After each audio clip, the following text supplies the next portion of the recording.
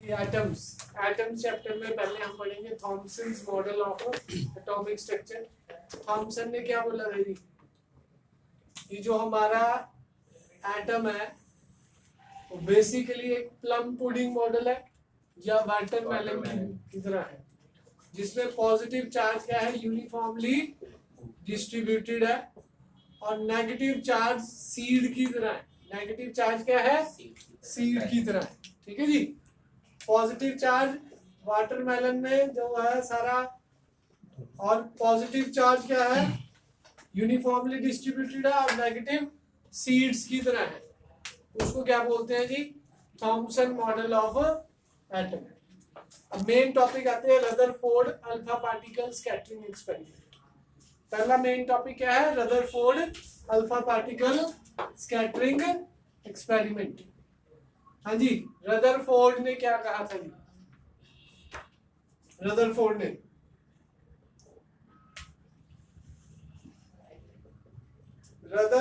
ने अपने दो स्टूडेंट्स को कह लो या जो उसके साथ काम करते थे उनको बोला, ठीक है जी, कि ये एक एक्सपेरिमेंट परफॉर्म करो, Rutherford alpha particle scattering experiment. Alpha particle scattering experiment, ठीक है जी।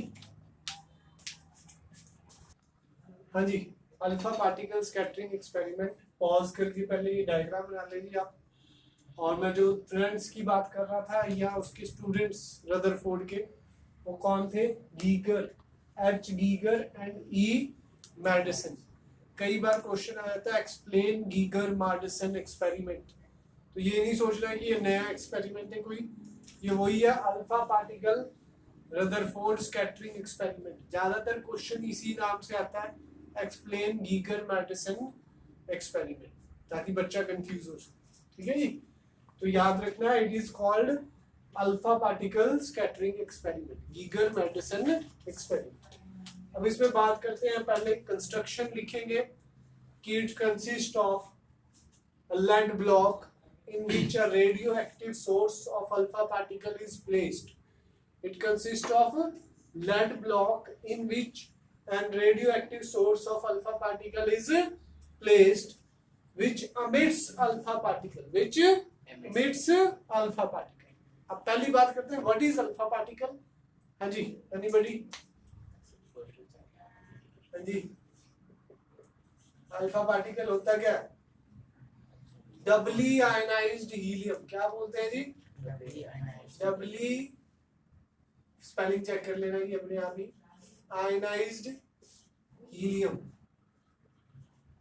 दैट इज मतलब He2 पॉजिटिव, He2 पॉजिटिव। ऐसा अल्फा पार्टिकल जिसमें से दो इलेक्ट्रॉन निकाल लिए गए हो, दोनों के दोनों इलेक्ट्रॉन निकाल लिए गए हो, उसको क्या बोलते हैं?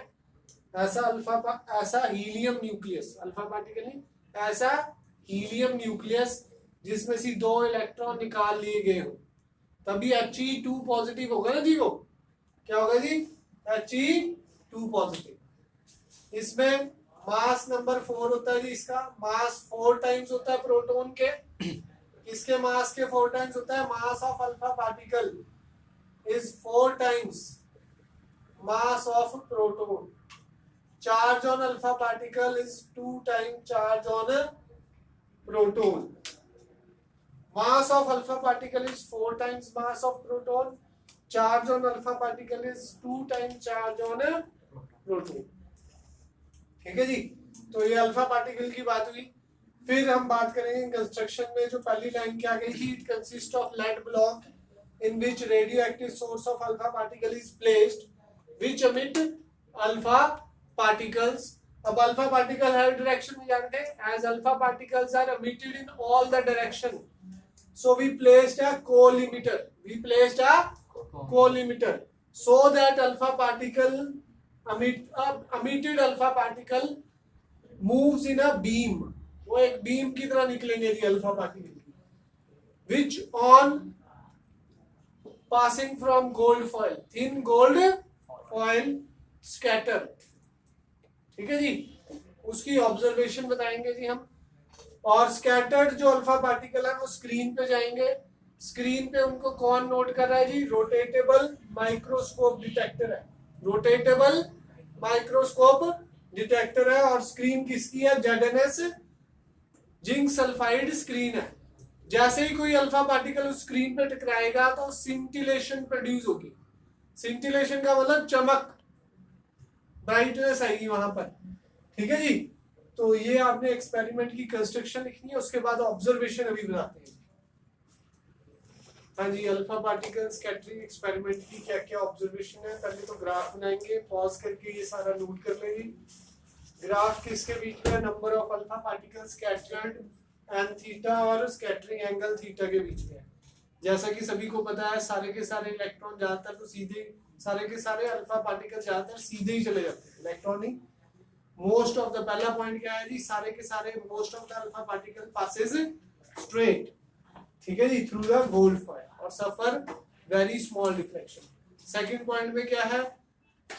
कोई एक 8000 में सी 90 डिग्री से ज्यादा डिफ्लेक्शन देगा। और लास्ट ओकेजनली कोई बिरला मतलब 180 डिग्री की डिफ्लेक्शन देगा। मतलब न्यूक्लियस से टकरा के इससे ऑब्जर्वेशन से क्या पाया गया, कंक्लूजन क्या निकला, वो डिस्कस करते हैं। फर्स्ट कंक्लूजन उसने बोला कि ज्यादातर स्पेस खाली पड़ी है। अगर ज्यादातर अल्फा पार्टिकल सीधे चले गए तो कंक्लूजन क्या? Number 1, most of the space is empty inside an atom. Most of the space is empty inside the atom. ये पहला पॉइंट लिख सकते हैं आप। दूसरा पॉइंट क्या है? कि इतनी लार्ज डिफ्लेक्शन करना इलेक्ट्रॉन के बस का काम नहीं है जी। कि आप सोचो कि इलेक्ट्रॉन इतनी लार्ज डिफ्लेक्शन कर देगा 90 डिग्री और 180 डिग्री की। क्यों? Alpha particle is 7000 times more greater than, alpha particle is 7000 times more greater than, mass of the alpha particle is 7000 times more than electron. तो इलेक्ट्रॉन उसको डिफ्लेक्ट नहीं कर सकता, इतनी बड़ी डिफ्लेक्शन। तो क्या उसने कंक्लूजन दिया कि सारा का सारा मास और सारा का सारा चार्ज, पॉजिटिव चार्ज, एक पॉइंट पे क्या है जी? कंसंट्रेटेड है। That point is called nucleus. तो न्यूक्लियस की डेफिनेशन क्या है? All the positive charge and all the mass of an atom is concentrated at a point called nucleus. और जिससे टकराने के बाद अल्फा पार्टिकल इतनी ज्यादा डिफ्लेक्शन कर रहा है। ये तीन कंक्लूजन क्या है? पहला, most of the space is empty inside an atom, ज्यादातर जगह खाली पड़ी है। दूसरा पॉइंट कि इलेक्ट्रॉन के बस का नहीं है कि इतनी बड़ी स्कैटरिंग कर दे या डिफ्लेक्शन कर दे, किसको? अल्फा पार्टिकल को। क्यों? Alpha particle is 7000 time more massive than electron. Third point, तो सारा का सारा पॉजिटिव चार्ज और सारा का सारा मास एक पॉइंट पे कंसंट्रेटेड है, उसको क्या बोलते हैं जी? न्यूक्लियस। ये रदरफोर्ड ने इतना ही बताया। थैंक यू जी। अभी करेंगे distance of closest approach. Next topic है जी डिस्टेंस ऑफ क्लोजेस्ट अप्रोच। इसका डायग्राम है जी। हम सपोज करेंगे एक अल्फा पार्टिकल है, सपोज एक अल्फा पार्टिकल है जिसका मास m है, वेलोसिटी v है, ठीक है जी। और central line of the nucleus पे चल रहा था जी वो। This is called central line of the nucleus. Diagram में वैसे बताने की जरूरत नहीं है, हमने थ्योरी में लिख रहा है तो बता, आप लिख सकते हैं जी। बिल्कुल central line of the nucleus पे चल रहा है जी। बिल्कुल मतलब बिल्कुल टकराएगा मिडल में।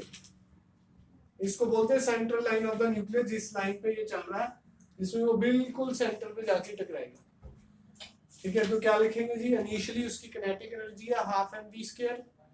जैसे जैसे as it move towards the nucleus, English में बोलेंगे तो as it move towards the nucleus its kinetic energy gets converted into potential energy. At a distance of closest approach, all of its kinetic energy is converted into potential energy. Suppose Z मेरा atomic number है इसका, तो इस पे charge क्या होगा? Nucleus पे Ze। Alpha particle पे चार्ज कितना होता है? 2e। अल्फा पार्टिकल पे चार्ज कितना होता है? 2E, तो potential energy at this point क्या होगी जी, U, that is equal to K Q1 Q2 by R naught, कह सकता हूं। ये हमने कौन से चैप्टर में पढ़ा है, सेकंड चैप्टर में, इलेक्ट्रिक पोटेंशियल एंड कैपेसिटेंस में। डायरेक्ट फार्मूला वहां से लेके आए हैं, K की जगह 1/4πε0 भी लिख सकते हैं, 2E इसका charge into ZE by R naught, ठीक है जी। तो 1/4πε0 2ZE² by R not, U हो गया। कहां से आई जी ये, जब किनेटिक एनर्जी सारी की सारी पोटेंशियल एनर्जी में कन्वर्ट हुई है, 2ZE² बाय R नॉट। तो what is R not,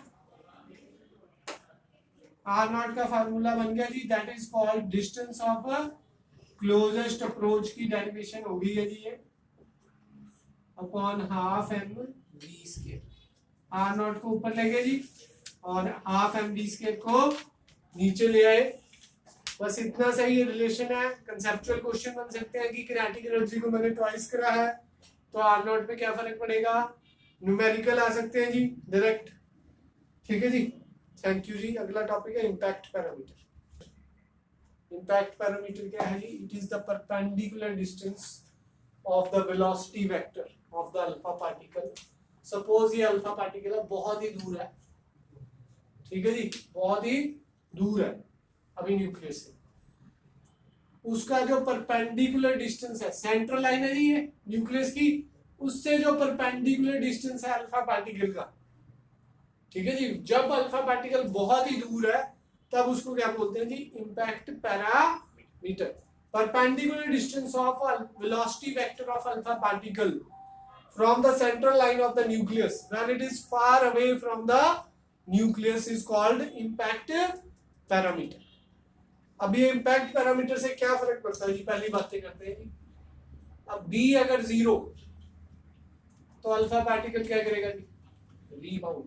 B अगर 0 तो अल्फा पार्टिकल क्या करेगा, rebound. That is theta is equal to 180, theta is equal to 180 degree. Second point बात करूं तो B अगर इनफाइनाइट तो अल्फा पार्टिकल में कोई डिफ्लेक्शन नहीं होगी, अल्फा पार्टिकल में नो डिफ्लेक्शन, मतलब थीटा अप्रोक्सीमेटली 0, बहुत दूर है,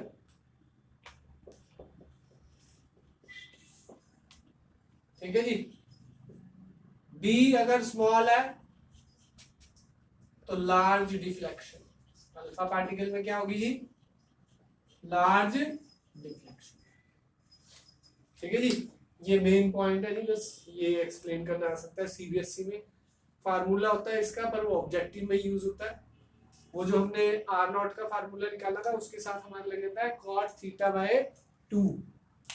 तो इसका फार्मूला क्या आता है, b इज इक्वल टू 1/4πε0